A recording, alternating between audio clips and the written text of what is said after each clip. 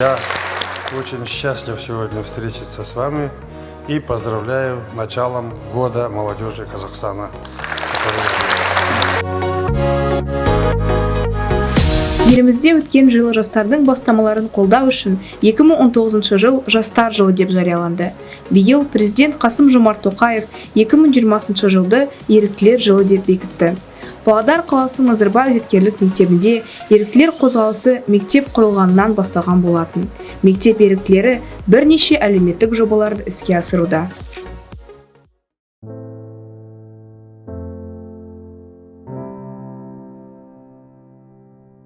Қарттар үйі, сарғайған сағыныш пен өзекті өртер өкінішке толы мекен.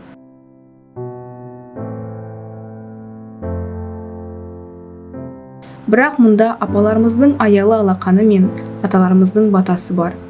Олар терезеге телміруден жалыққан, іздеп келер ешкімі жоқ. Бар болса да келмейді.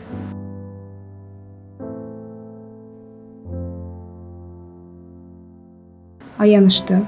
Мұндағы әрбір қарияның тағдыры мұңлы дастан секілді.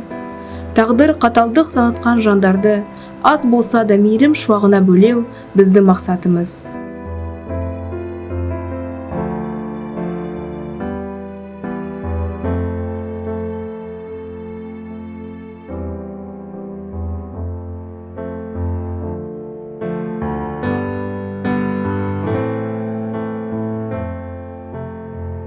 Біз қарттар қазынамыз екенін ұмытқымыз келмейді.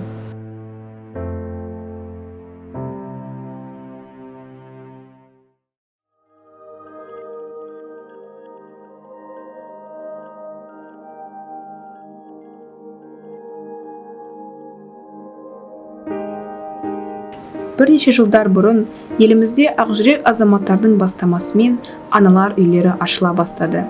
Осылайша далада қалған, жәбір көрген қаншама ана пана тапты. Қаншама бала жетімдіктен аман қалды.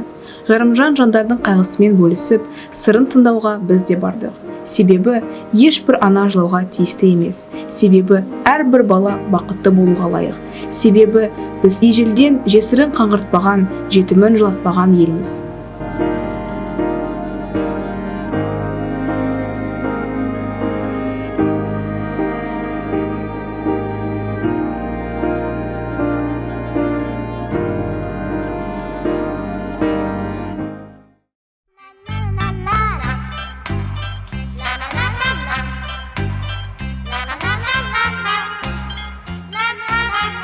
Иә, барлық бала бақытты болуға лайық дейміз.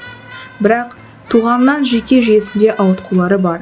Басын көтермек түгіл, ернін қыбырлата алмайтын бөбектер бар.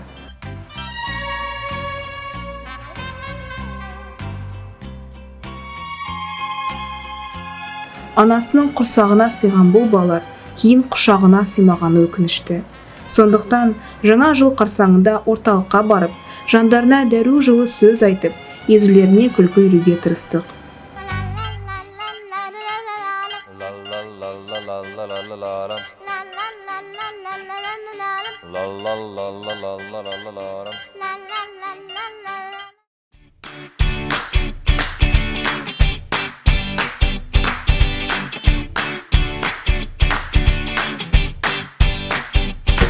Қазақта асар атты қастерлі ұғым бар.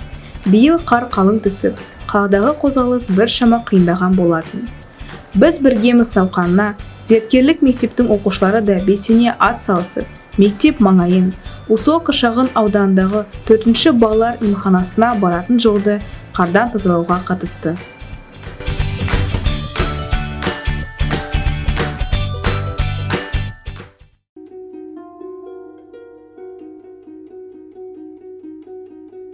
Бұл ардагер жер үйде жалғыз тұрады.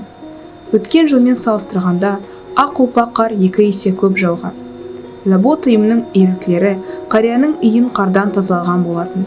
Өз кезегінде сұрапыл соғысты көрген майдангер жас зияткерлерге алғысын айтып, болашақтарының жарқын болуын тіледі.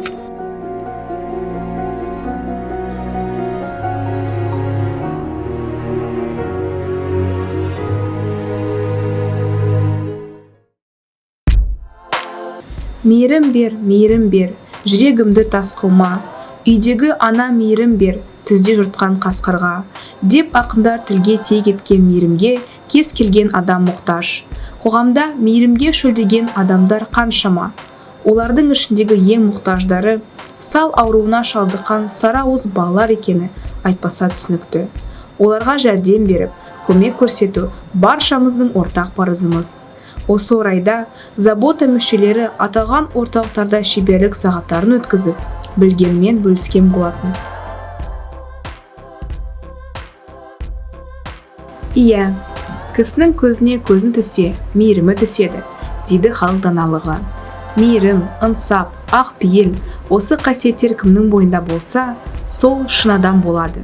Деген шәкәрім бабамыздың сөзі де баршамызды ізгілікке бастайды. Әлемде қайырымды адамдар көбейсін, мұқтаж адамдар азайсын. Әрине, жақсылықтың қайтарымы көп болатынын, қайырымдылықтың қайырлы іс екенін түсінген біздің клубтың мүшелері бастаған ісін аяқсыз қалдырмайды. Мейірімділік жүректен.